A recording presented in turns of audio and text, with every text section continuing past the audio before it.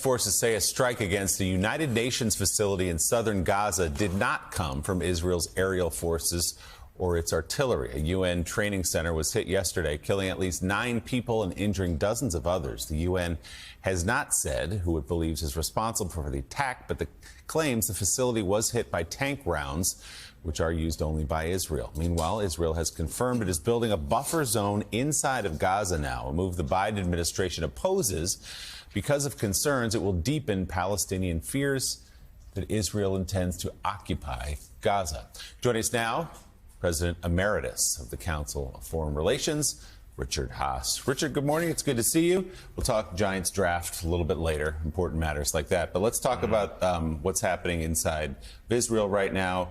Hamas is claiming that the strike on that facility that killed some civilians came from Israel. Israel says not true, but it gets at the sort of broader crisis here, which is to say that it's only escalating, and it's not clear that there's a solution that either side can live with.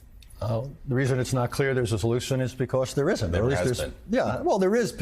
Solution's a big word, but there's ways of managing this. But that would mean that both sides would have to change, and the Israelis in particular would have to redefine what victory or success is. I think at some point you'll get the Israelis to cease major military operations. There'll be some type of a limited hostage release, which would be good. And then this new story is a big one. The idea that the Israelis are thinking of or going ahead with building a so-called buffer area inside, that's the key word, inside Gaza. Seems to me that's misguided. October 7th happened in part, not simply because of what Hamas did, but it's because what the Israelis were unprepared for. So rebuilding Israel's ability, intelligence and defense-wise, to repel any future attack from Gaza is, to me, essential. But that does not require doing it inside Gaza, which will just inflame everything and raise the question of what's Israel's real design here? Is it territorial expansion? Is it denial of a Palestinian entity and so forth? So this seems to me militarily, whatever benefit you'd get, it's politically truly misguided. And the Biden administration has made clear they oppose this buffer situation because they don't want the Palestinians to lose any territory in Gaza for exactly what you said, for fear of inflaming the local population, but also for stoking fears that Israel is going to come in for more permanent occupation. So let's talk about this part of it. This is yet another moment where Israel is defying what the United States wants. And we know, we've reported on this show, how much President Biden has soured on Prime Minister Netanyahu, but he's still in charge, at least for now. What else can the U.S. do? And is it time that whatever funding deal does or get done, to start putting conditions on aid to Israel? You're right. First of all, this is another example where the United States is saying things and it's being rebuffed. And it makes us look, weak would be the generous word. It makes us look feckless. And quite honestly, as you go around the world, a lot of people who were sympathetic to Israel on October 7th, appreciative of American support, think that we've essentially lost the narrative. And we've been so unconditionally supportive that it's a mistake. There's only 3 things we can do, Jonathan. One is, as you suggest, tie some strings. Say, we won't give you this kind of ordnance. You don't need these kind of large weapons. Or if we give them to you, you can't use them against these kind of targets, that sort of thing.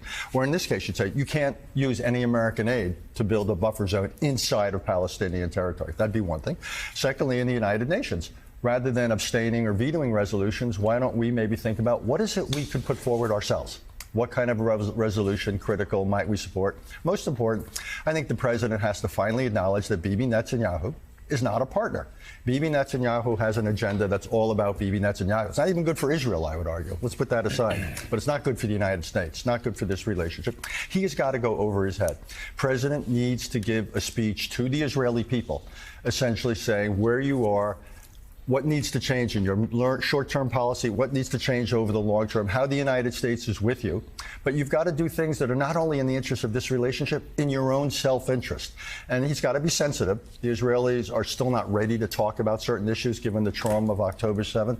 But the president has to start shaping the political context in Israel. Good news is Joe Biden is far more popular in Israel than Bibi Netanyahu. He has enormous opportunity here to shape the conversation and the context of what will ultimately be an Israeli election.